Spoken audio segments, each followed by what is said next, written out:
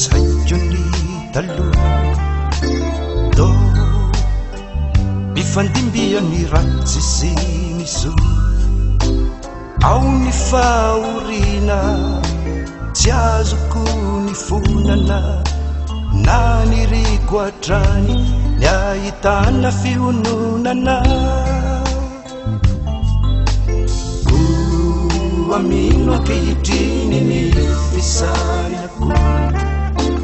vaivary sy modozay ny tarainako rehefa izany deo sambatra ny tenako ny lalana nandratra tsy hiverenako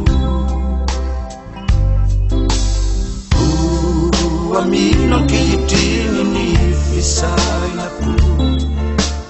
vaivary sy modozay ny tarainako rehefa izany deo sambatra ny tenako ny lalana nandratra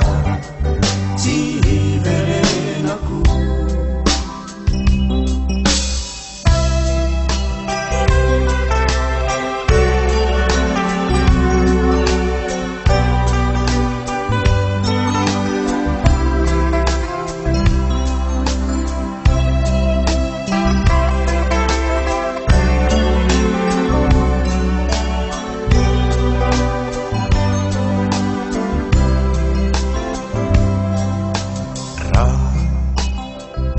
nalasi rainotsarovako to tsy nisy mihitsy tanjo nambatobiko taony voary zay niezaka ampahery ny fo itoeram-pifaliana nefa tery amino ankehitriny ny fisainako vaivary sy modozay ny tarainako rehefa izany deo sambatra ny tenako ny lalana nandratra tsy hiverenako amino ankehitriny ny fisainako vaivary sy modozay ny tarainako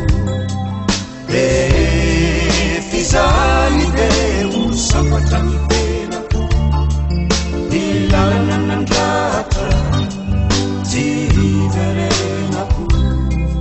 ny lalana nandratra tsy hiverenako ny lalana nandratra